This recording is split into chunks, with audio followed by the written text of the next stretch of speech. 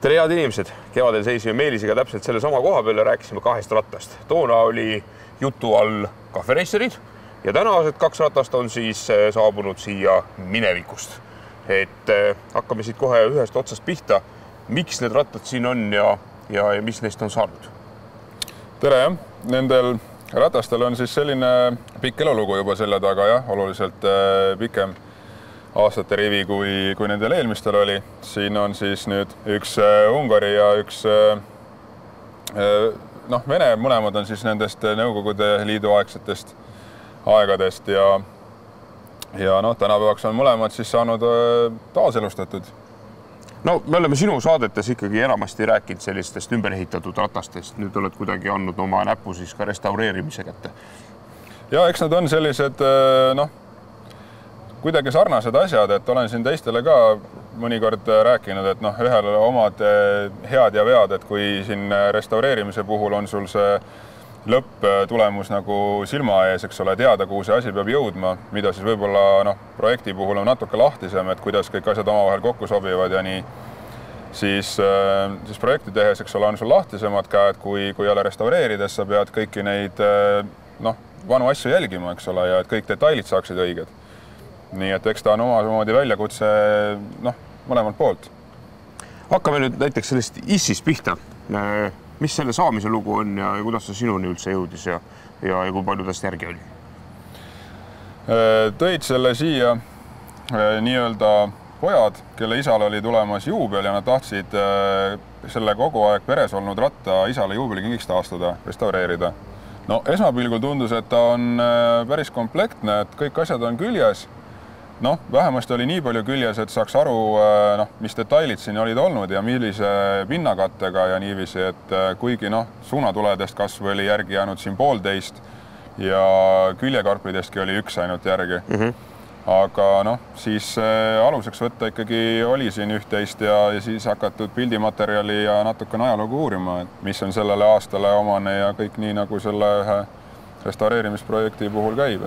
Mis sellised keerulisemad tükid olid, mida oli vaja selle töö jaoks üles otsida või kuskilt välja kaevata? Kas või need samad suunatuled, mis on siuksed selle ajastule või selle ajaperioodile omased, et praegu on nii näiteks müüa sarnased, aga plastmasskorpusega, et just peavad olema alumiiniumkorpusega. Kaubandusvõrgust ka jälle paljusid tükke sellele võtta ei olnud, mis kummaline või mitte, aga nendele vanematele ratastele on rohkem võtta kui selle ajastu rattale, et veel ei ole hakatud B-varvosi tootma ja on vanad uued varvosed ka otsa saanud.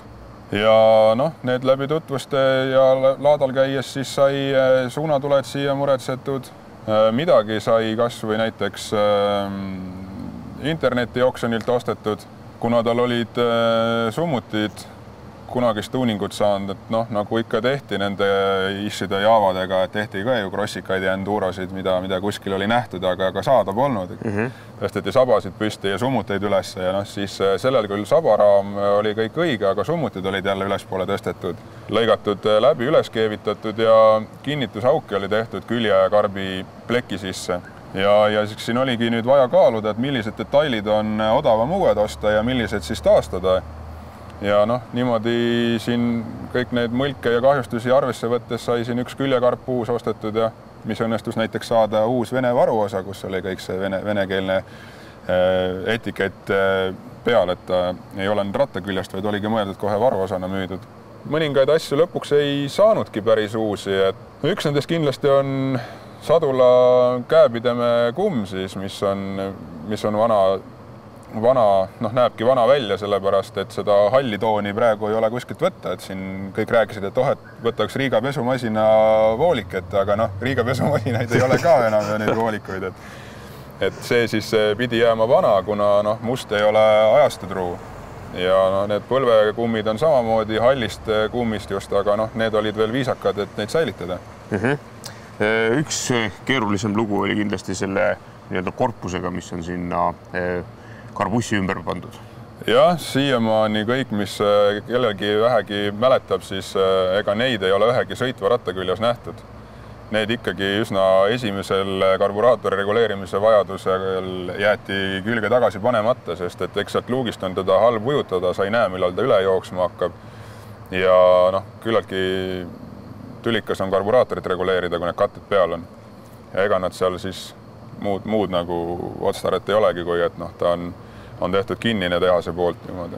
Noh, disaini mõttes näeb igavesti edev ja uhke välja, aga tõenäoliselt ei olnud see kasutaja pool päris läbi mõeldud. Jah, seda küll ja seda detaili üks pool oli olemas ja teist poolt ma ajasin taga kuni viimase nädalani, kui tuli selle kodaniku juubel. Aha. Ja siis lõpuks internetioksjonilt sain selle, sest et neid on ka aja jooksul tehtud erineva disainiga, just need ribisid näiteks seal üleval ja küllaltki raske oli seda saada. No praeguse seisuga on see ratas valmis ja tegelikult ka musta numbri vääriliseks hinnatud.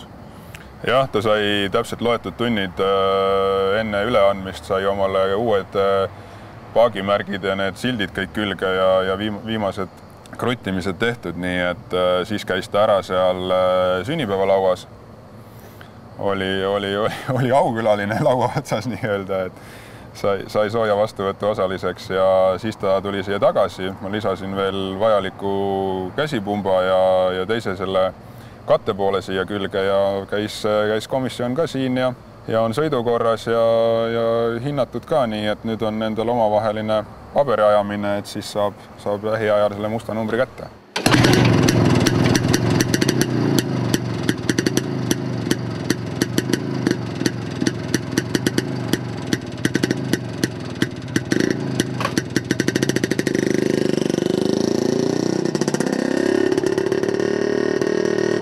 Teiseks rattaks on Pannonia, mis on nüüd selle ratta sinu juurde jõudmise ja selle ratta ajalugu? Omanik tõi selle meile, kui ta ise oli selle restaureerimisega natuke jänni jäänud. Saanud ta oli selle kunagi vanaisa käest päranduseks juba üsna noore poisina. Sõitnud ta siis üsna otsa ja lõpuks vanemaks saades, kuna ratas oli alles jäänud, seda restaureerima hakanud ja juppe koguma hakanud. Ja siis tänaseks päevaks on tast saanud jälle sõitev eksemplar. Millisena ta sinu juurde jõudis? Oli hunnik kastis? Jaa, põhimõtteliselt küll. Seal oli autokarutäis tükke oli. Et seda ratast ma päris ise lahti ei võtnudki koost. Millised olid selle ratta suurimad väljakutsed? No, selle ratta suurimad väljakutsed olid võib-olla kõik see triibud, mis teevad Pannoniast Pannonia.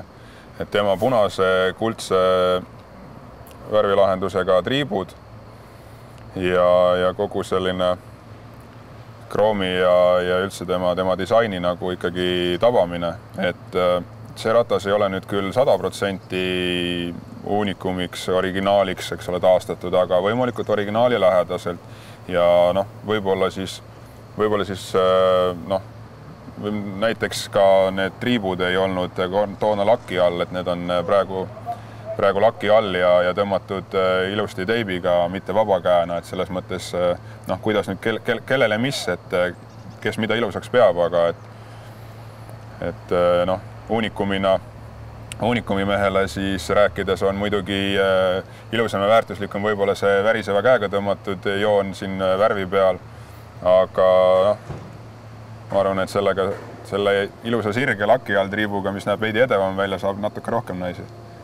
Mis selle ratas nüüd ees ootab? On ta sul nüüd praegusel hetkel valmis ehitatud ja omanik lööb vänta ja tuiskab liiklusesse või läheb ta pigem kuskile koju seisma või ootab teda veel ees mingisugune väike nokitsemise periood? See ratas sai kevadel valmis, jah. Sellest nüüd saadet ei jõudnud teha, sest vahepeal läks ta omaniku kätte. Nüüd arvel võetud mõningad sõidud tehtud, aga jah, ratas ise on valmis, kuid nüüd otsib külgkorvi juurde. Et siis ehk õnnestub meil tal kevadeks külgkorv ka saada siia komplekti ja siis oleks enam-vähem tervik, mis oli toona nagu võimalik. Nii et kui keegi tunneb, et tal on kodus kuskil vedelemas üks Pannonia külge käiv külgkorv, mis antud ajastusse sobib, siis saab sinuga ühendust võtta. Jah, see oleks tore küll. No sa ennist mainisid, et kõik ei ole selle ratta puhul päris ajastud ruu jäänud. Et mis need sellised kaasajastatud tükid siin küljes on? Kõige suurem kaasajastus on äkki see, et paagiküljed ei ole sellel kroomitud, vaid proovisime kroomvärvi värvida siia paagi peale. Kui originaalis peaks olema, siis algab sellest, et paagiküljed praktiliselt terve paak kroomitakse ja siis pärast värvitakse üle. Siis sellel me proovisime seda kroomivärvi lahendust, mis esialgu on siin peal omab efekti, noh, eks nüüd aastad näitavad, kuidas see vastu peab siin peal.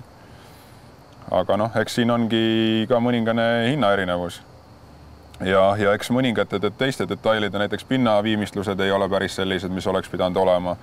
Võib-olla mõni detail poleeritum, mõni detail kroomitum. Noh, kes nüüd toob kõrvale täiesti originaalse Pannonia, siis sealt saab kohe erinevusi leida. Aga kui sa tuled lihtsalt niisama, sul on mingisugune teadmine, milline peab Pannonia olema, siis noh, esialgu esmamuljal on ta ikkagi päris originaal. Aga jah, selleks, et saada ka seda musta numbrit, peavad olema kõik poldid, mutrid, ajastud ruud, autentsed, need pinnakatted.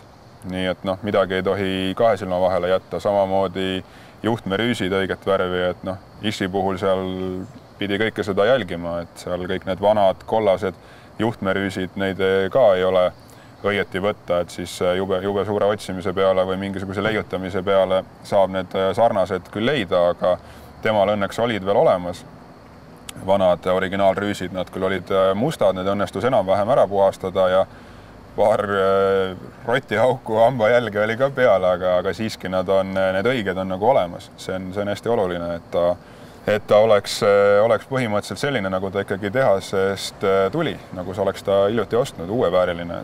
Millest see nüüd kinni oli, et see ratas nii-öelda selliseks tänapäeva hübriidiks sai, et ta päris musta numbri vääriline pole? No, kas lihtsalt ei olnud piisavalt tükke alles või ei olnudki see omaniku soov? See ei olnud omaniku soov, et seda asja nii peeneks ajada, jah.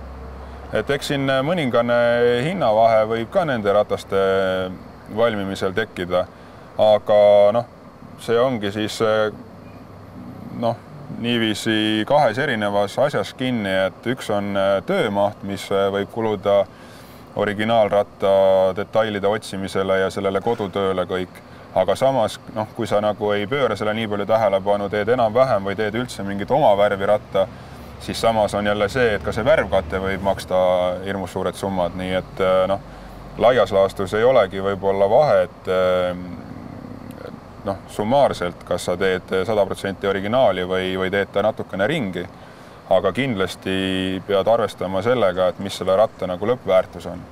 Ja lõpetuseks selline küsimus, et noh, mõned sellised taastatud ja restaureeritud rattad on sinu juurest nüüd väljunud. Kas on praegusel hetkel näha ka mingisuguseid uusi projekte?